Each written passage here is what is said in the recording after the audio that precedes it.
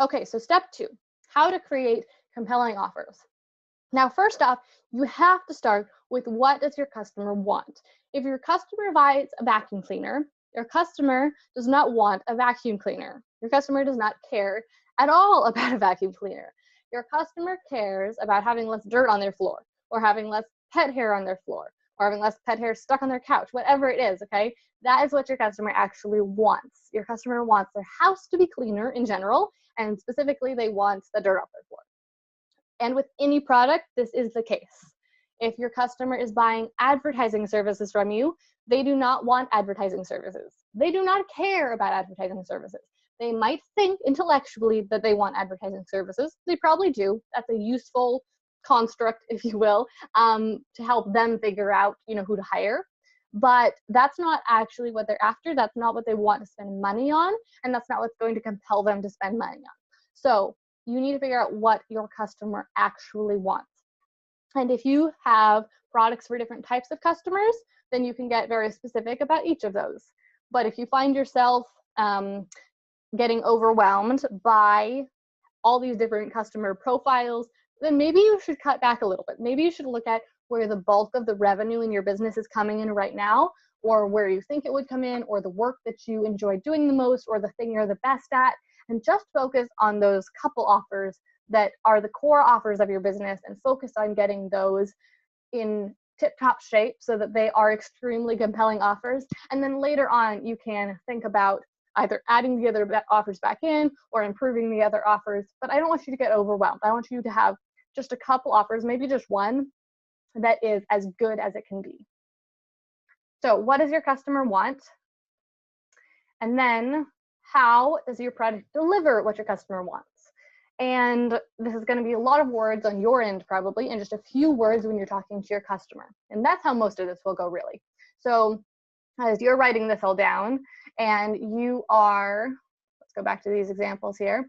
You're Janae, and you teach grant writing. Okay, you teach grant writing for nonprofits, which I know is an extremely valuable skill for these nonprofits to learn. It's also a very complex skill.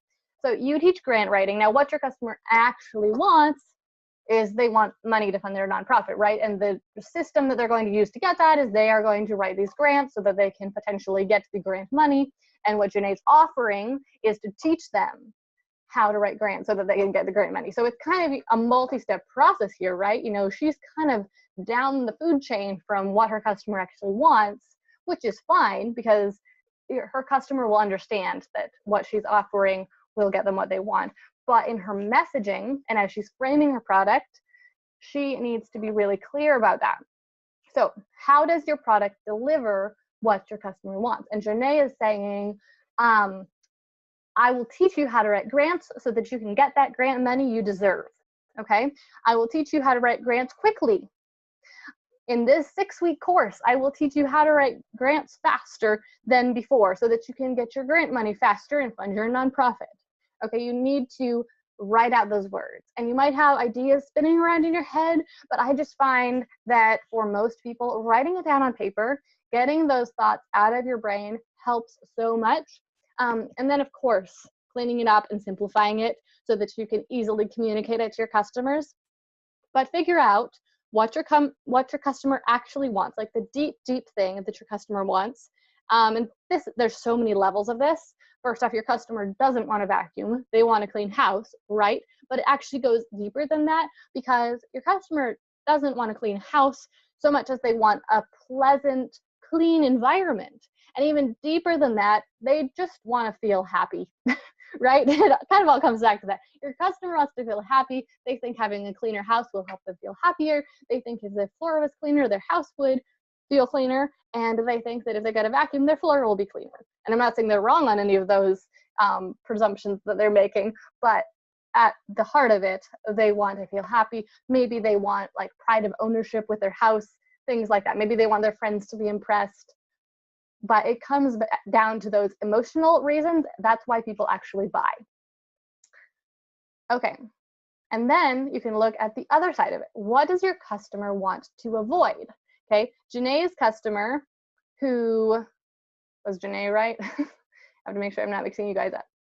Yes, Janae's customer, who is this nonprofit, They want to avoid going bankrupt, and they want to avoid having to turn people away from their nonprofit. And so they want to learn grant writing. Okay, let's see. And Annalise offers coaching for businesses who want to blog for their business. So what does your business want to avoid? Your business wants to avoid missing out on customers that they could be getting with a blog. They want to avoid lost profit or lost revenue. They probably also want to avoid wasting their time going about blogging the wrong way, because that could waste a whole lot of time, right? So think about those things that your customer wants to avoid also, because that can be so powerful in your messaging. My goodness, guys, the time is flying.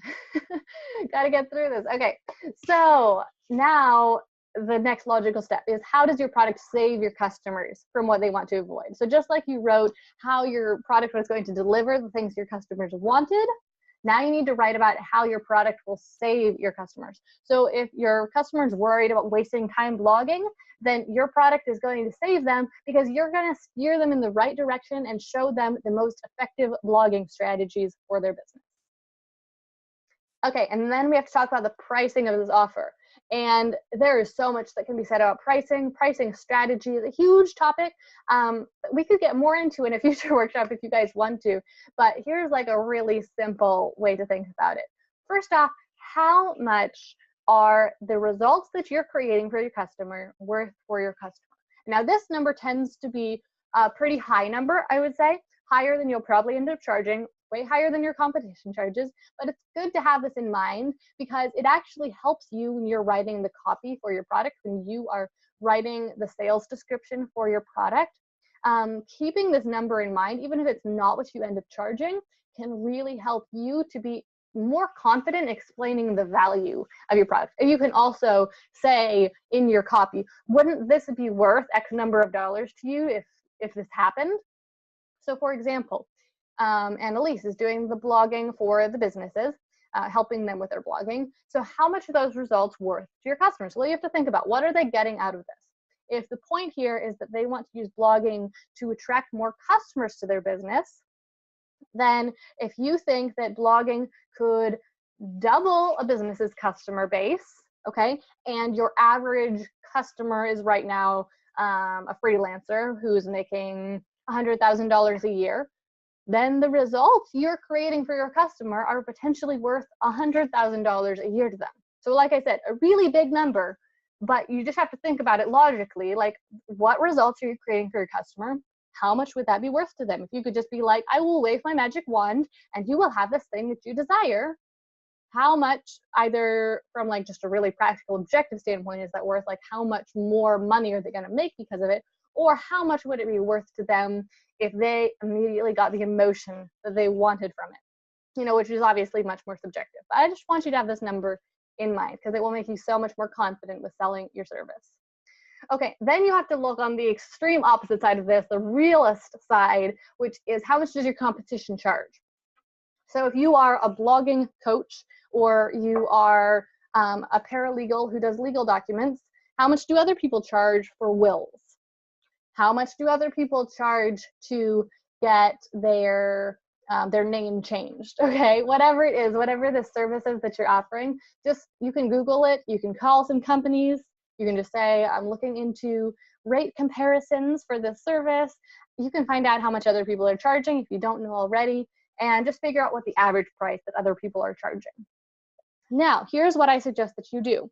Then figure out, what additional value could you offer to your customers to increase your value over your competition?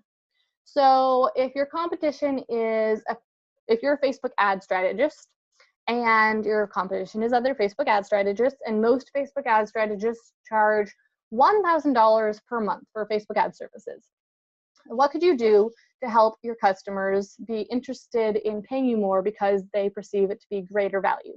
Things like, you could promise a certain number of leads. You could offer a training course with your Facebook ad services so that your customers can understand what's going on. You could offer an ebook that essentially does the same thing. You could offer a certain amount of like consultation calls with your product. Ideally, these added value parts that you're adding ideally the value that you're adding is actually in what your customer wants. So adding more hours of service can be helpful, but if you can get deeper into what your customer wants and help to provide more in that same, along that same line, then that is what will really increase the value of your product in your customer's eyes.